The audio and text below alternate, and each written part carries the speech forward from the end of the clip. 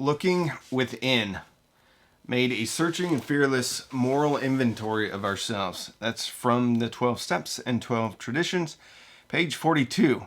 Step 4 is the vigorous and painstaking effort to discover what the liabilities in each of us have been and are. I want to find exactly how, when, and where my natural desires have warped me. I wish to look squarely at the unhappiness this has caused to others and myself. By discovering what my emotional deformities are, I can move towards their correction. Without a willing and persistent effort to do so, there can be little sobriety or contentment for me. To resolve ambivalent feelings, I need to feel a strong and helpful sense of myself. Such an awareness doesn't happen overnight. And no one's self-awareness is permanent. Oh my goodness, this one's awesome. Everyone has the capacity for growth and for self-awareness through an honest encounter with reality. When I don't avoid issues but meet them directly, always trying to resolve them, they become fewer and fewer. Finally, we have one that I absolutely love it. I love it. It's the best. This is the best daily reflections for a long time. Maybe it's an April Fool's joke. They're like, listen, we're going to fake you into thinking this is a awesome daily reflection, but tomorrow it's going to be about business meetings or something like that. A little AA humor. You only get it if you're in the program. Okay. Step 4, one of my favorite steps. And step 4 in the 12 and 12 is like, revelatory for me. The first page where it talks about instincts over and over again, it's great. You should read it. It's good stuff. Vigorous and painstaking effort. Okay, that means it's thorough and it's going to be uncomfortable. To discover what liabilities in each of us have been and are. Step 4 is the first time that I started to have any inkling of self-awareness. And just as it said, you have to keep doing it.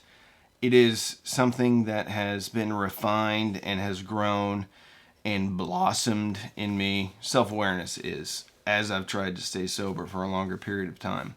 And it's taken like levels. So the first one was just kind of like a cursory, okay, I understand, not the best guy in the world. Okay, this is what I had to do with different situations. And then later I'm starting to understand, okay, this is how I tick. And then after I relapsed and went out and worked the steps again, step 4 was really just transformative. Because the first page explains to me that even though I'm a drunk, it's not my fault.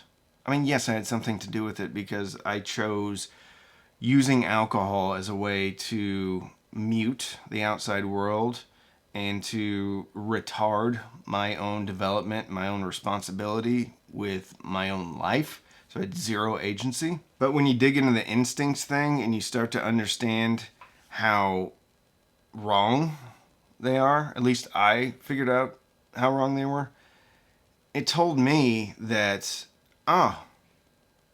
this is me. This is instinctually when I fall to my lowest level of ability or spirituality, I go back to my instincts and they're wrong. And that's okay. Kind of like a German Shepherd.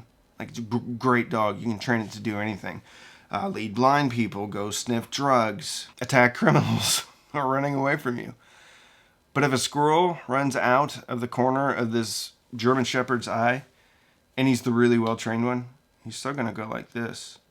He's still going to want to do it, but he's not going to do it because he's well-trained. I'm well-trained. I still want to do stupid stuff. I still want to adhere to my instincts, adhere to my broken and skewed nature. But I don't because I'm trained, depending upon how spiritual I'm being. Where my natural desires have warped me. I kind of cover that with the instincts, at least how that affects me. I need new glasses so badly. It's not even funny. These, when I do this, they just slowly fall off of my face. I wish to look squarely at the unhappiness this has caused others and myself. That was big for me the first time I did the 4th step, but as I do a 10th step each night, I still recognize that if I've popped off at my kids or whatever, at my wife, or I was just grumpy for the day.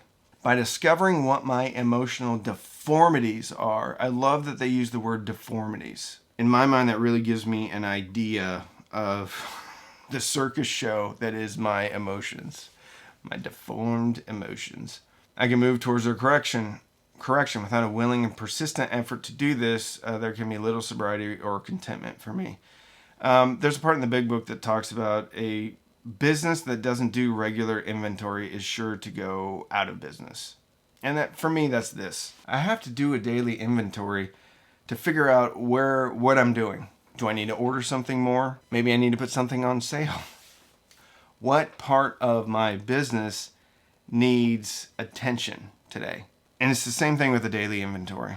What part of my life, spiritual life especially, needs attention right now?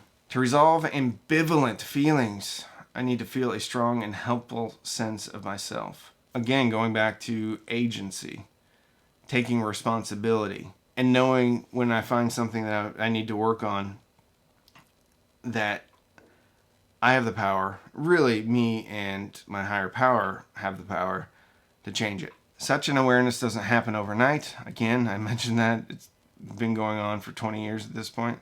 And no one's self-awareness is permanent. Again, I talk about alcoholic amnesia.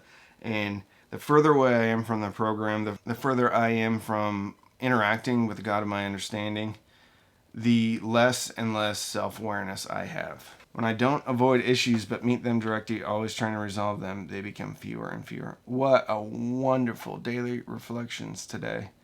Amazing. I love step 4. Love step 4. I hope you have a wonderful day. Please stay sober. Like and subscribe if you are so inclined.